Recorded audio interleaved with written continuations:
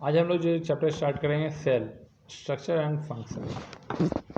First of all what is cell? आप जानते हो cell is the structure and functional unit of life. ठीक है, सेल क्या है? बॉडी के स्ट्रक्चर को क्रिएट करने में मतलब वहाँ से ही बॉडी स्ट्रक्चर स्टार्ट करता है, उसका यूनिट है।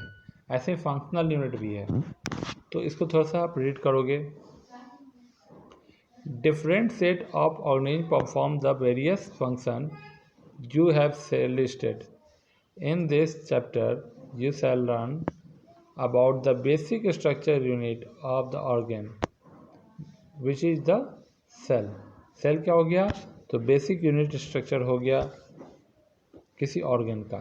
अब ऑर्गन जैसे हम बात करें ऑर्गन में, तो ऑर्गन में जैसे नोज है, नोज आप देखेंगे तो नोज में आपको, अब ये नोज किससे बना हुआ ऑर्गन? तो ये टिश्यू से मिलकर बना हुआ है। ठीक है, ये टिश्यू किससे मिलकर बना हुआ? तो सेल से मिलकर बना हुआ है। सेल में be compare to brick. Bricks are assembled to make the building. Similarly cell are assembled to make the body every organism. जैसे आपके घर की बिल्डिंग, स्कूल की बिल्डिंग जो दिखाई देती है वो किसकी बनी हुई है? ब्रिक से बनी हुई है। तो छोटे छोटे ब्रिक्स से मिलकर इतनी बड़ी बिल्डिंग बनी है। आप सोच सकते हो ऐसे ही क्या होता है, वैसे ही हमारे बॉडी का क्या होता है, सेल भी बना हुआ है। सेल के ग्रुप मिलके क्या बनाता है? पूरी बॉडी को क्रिएट करता है। ओके, अब हम समझेंगे क्या कि डिस्कवरी ऑफ सेल।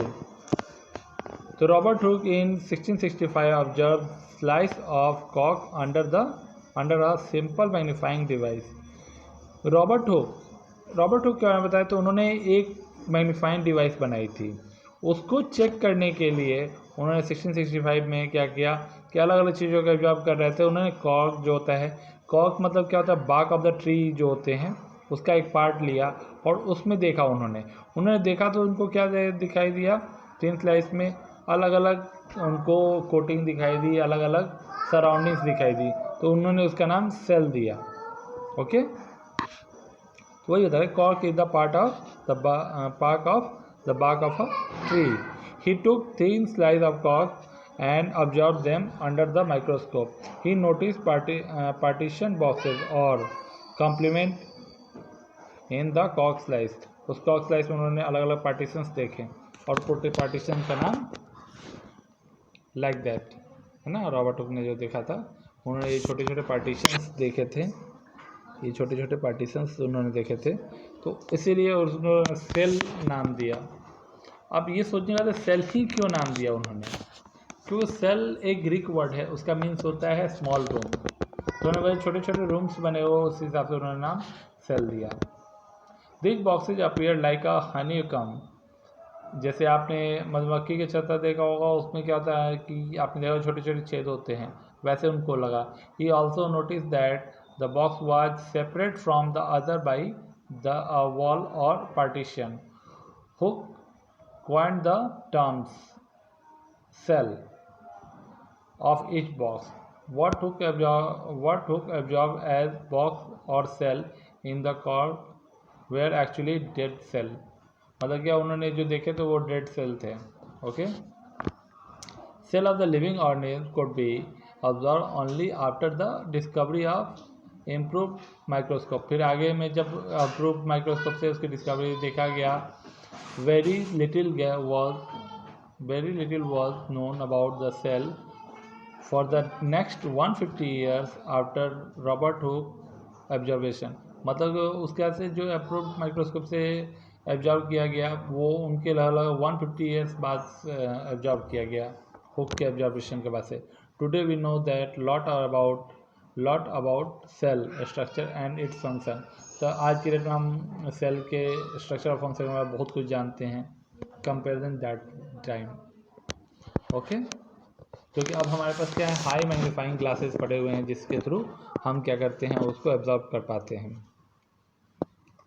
जैसे अब क्या, पहले हम लोग सिंपल माइक्रोस्कोप यूज़ करते थे, उसे कंपाउंड माइक्रोस्कोप, अब हम इलेक्ट्रिक माइक्रोस्कोप यूज़ करते हैं, है ना। तो सेल के बारे में both brick in the building and cell of the living organism are called basic structural unit. The building thought through build the similar brick have different design. shape and size. Similarly, the living world organisms differ from one another, but all are made up of cell. मतलब सब अलग अलग तरह के दिखते हैं. जैसे अलग अलग बिल्डिंग्स हमें दिखाई देते हैं, वैसे अलग अलग हमें एनिमल्स दिखाई देते हैं, लेकिन सभी किससे बने हुए हैं? सेल से ही बने हुए हैं. Cell is the living organism and the complex living structure, unlike non living bricks. वही नॉन लिविंग ब्रिक्स की तरह हमारे स्ट्रक्चर्स को क्रिएट करता है. लाइक ये हो गया ब्रिक वॉल और ये हो गया ऑनियन पिल. इस तरह देखते हैं कैसे सिमिलरिटीज़ है, कैसे मिलके जैसे वॉल एक बन रहा है वैसे ही यहाँ ऑनियन पिल का दिखाया गया है अंदर का स्ट्रक्चर. तो ऐसा कुछ क्रिएट हो रहा है. The egg of the hen represent a single cell. जैसे एक एग है वो सेल के क्या करता है? सेल को शो करता है. ठीक है, वो सिंगल सेल को शो करता है. इसीलिए माना जाता है कि सबसे बड़ा सेल कौन सा है? Largest cell of the world. तो एग ऑफ ऑस्ट्रिच. ऑस्ट्रिच का एग जो होता है सबसे बड़ा सेल है, क्योंकि ऑस्ट्रिच एग होता है वो क्या होता है? सबसे बड़ा होता है. तो सबसे बड़ा सेल भी उसी का माना जाता है. Organisms show variety in cell number, shape, and size. How do scientists observe study the living cells? They use microscope which magnify object.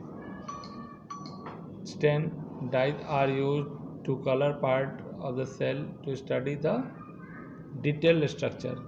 There are millions of living organisms. They have the different shape and size. Their organs also vary in shape, size and number of cell. मतलब ये organ क्या होता है? उनके very करते हैं किस पर? उसके अलग अलग शेप से, साइज से. तो नंबर ऑफ सेल अगर डिफरेंट होंगे तो उसका शेप साइज भी डिफरेंट होगा. Let's study about some of them. ठीक है, अब नंबर ऑफ सेल के बारे में हम बात करें तो इसके बाद से हम लोग नेक्स्ट क्लास से स्टार्ट करते हैं. इसके बाद